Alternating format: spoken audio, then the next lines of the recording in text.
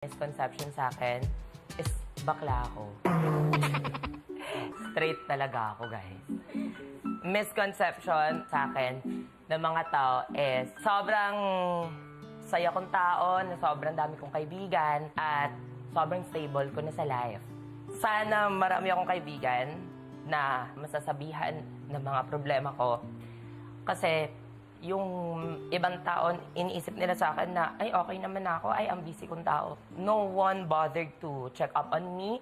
Nung nag-start kasi ako sa pandemic, nagkaka-earn ako sa mga videos ko, tigpa 5K, tigpa 10K, ganyan. Tapos napapansin ko, wala na talagang ulam sa ref namin, and walang laman talaga yung ref namin always.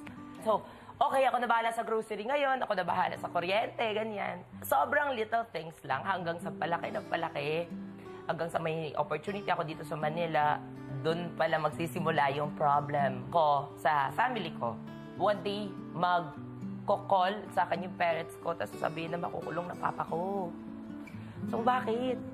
Kasi daw, may utang daw kami. Tapos, sakto pa na yung utang namin is ganun kalaki sa makukuha ko. Eh, syempre, ayoko makulong papa ko.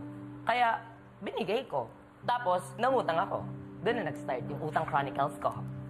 Siyempre, since medyo malaki yung binayaran ko para lang hindi makulong yung father ko, like, kumayod ako, tinanggap ko lahat-lahat ng brands. Everyday, gagawa ko ng script, mag-e-edit ako, mag-shoot ako. Tapos sobrang busy ko that time na nagme-message sila papa sa akin kasi monthly sila nagme-message na saan yung pera, ganyan. Tapos, hindi ako nakapag-reply.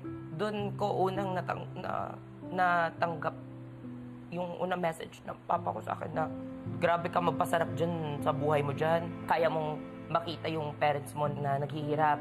Pero sige lang, gusto ko malaman mo na mabubuhay kami kahit wala ka.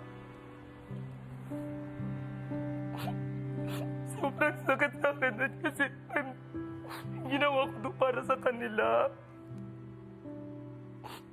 Hindi ako humihingi ng mga bagay sa kanila. Ako yung bigay ng bigay. Natatakot nga ako tawagin sarili kong breadwinner. Kasi si Papa, sinabi niya sa akin, huwag mo naman i-take credit lahat kasi nagwo-work ka. Gets ko naman yun, kaya hindi ko tinatawag sarili ko na breadwinner. Every month, nag-message siya sa akin na, hello, Jan, kamusta? Tapos, magre-reply ako. Tapos, yung afternoon always na nanghihingi. Never ako na-chatan ng kamusta lang. Never in my life naging close to me. Never in my life nakapagsabi ako ng I love you sa kanya. Never in my life sinabihan niya ako ng I love you. Na sobrang saya ko na anak kita. Wala ako narinig na ganun.